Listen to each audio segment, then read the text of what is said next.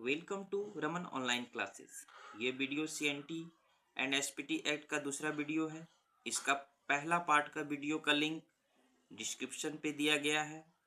जो नहीं देखे हैं वो यहाँ से देख सकते हैं। समय की मांग को देखते हुए, जैसा कि एग्ज़ाम में बहुत कम ही दिन बचा है और हम लोग डिटेल में इसका डिस्कशन नहीं कर सकते, सो हम लोग इस एक्ट के मेन इम्पोर्टेंट चीज़ों को ही जानेंगे जो एग्ज़ाम पॉइंट ऑफ व्यू से बहुत ही इम्पोर्टेंट रहेगा। आप लोगों से और एक गुजारिश है कि आप लोग वीडियो सब्सक्राइब ज़रूर करें। इससे क्या होगा कि नया कोई वीडियो मैं यदि लाऊंगा तो आप लोगों को पता चल जाएगा।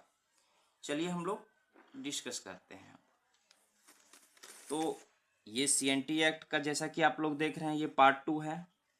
तो हम लोग इसमें क्या जानेंगे कि रैयती जमीन की इसमें बदली के नियम क्या क्या थे। देखिए, कोई पहला देखिए क्या है, कोई भी खुदकट्टीदार या भूमिहर अपनी जमीन 7 वर्ष के लिए भुगत बंधा दे सकता है। देखिए सेकंड पॉइंट इसका क्या है, मुंडारी खुदकट्टी जमीन को छोड़कर दूसरे प्रकार की जमीन अदालती आदेश पे ही नीलाम हो सकते हैं। देखिए ये बहुत इंपॉर्टेंट, इसको याद रखिएगा। ये दो जमीन, मुंडारी और खुदकट्टी जमीन।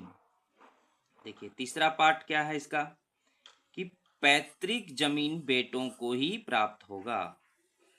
पैतृक जमीन पे जो अधिकार होगा वो बेटों पे ही होगा।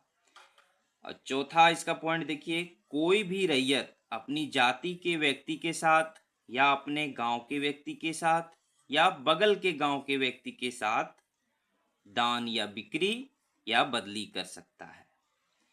अब देखिए पांचवा पॉइंट इसका क्या है, पैतृक जमीन महिलाओं को प्राप्त नहीं हो सकता।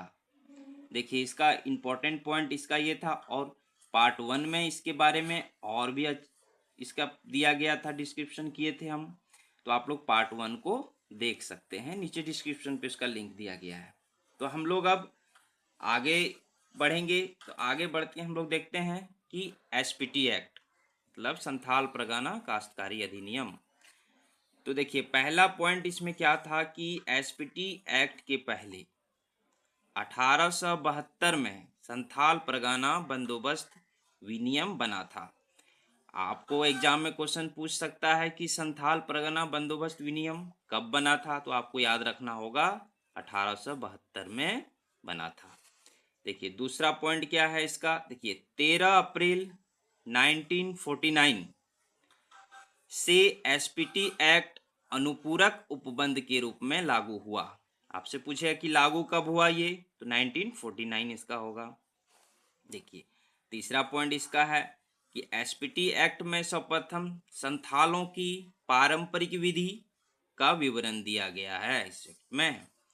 चौथा पॉइंट क्या है इसका कि जमीन का सर्वे सेटलमेंट बनाने में मैकफरसन, एलेंसन और गेंजर की भूमिका बहुत सर्वाधिक रही। उसके बाद पांचवा पॉइंट क्या था इसका कि एसपीटी एक्ट बनाने के पीछे प्रमुख उद्देश्य वही थे जो सीएनटी एक्ट बनाने के पीछे थे। लूट विवाद, भूमि संबंधी जो थे लूट विवाद, और सिद्धू कानू चांद भैरव की जो क्रांति थी उसको शांत करना। ये नियम, छठा पॉइंट है, ये नियम संथाल परगना के भूस्वामियों और रैयतों के हित में भूमि रक्षा हेतु था। अब देखिए इसका सातवां पॉइंट क्या है, एसपीटी एक्ट में नहीं के बराबर छेद हुआ है, लेकिन सीएनटी एक्ट में अनेक छेद बना के बाहरी लोग इसका जमीन ले पाए हैं। अब आठवां पॉइंट इसका क्या है, आदिवासियों की भूमि के संरक्षण के लिए उपबंध सीएनटी एक्ट के जैसा ही है। कहने का मतलब ये है कि इसके जितने जो उपबंध हैं उसमें बहुत सारी समानताएं एसपीटी एक्ट में आपको मिल जाएंगे। तो हम लोग और एक बात आप लोगों से कहनी है कि देखिए सीएनटी और एसपीटी एक्ट का जो वीडियो आगे का जो वीडियो होगा वह बहुत ही इम्पोर्टेंट होगा, क्योंकि इस एक्ट पे गवर्नमेंट ने अभी हाल फिलहाल में बहुत कुछ संशोधन किया है। जो हम लोग इसका आगे डिस्कशन करेंगे। Thank you for watching this video.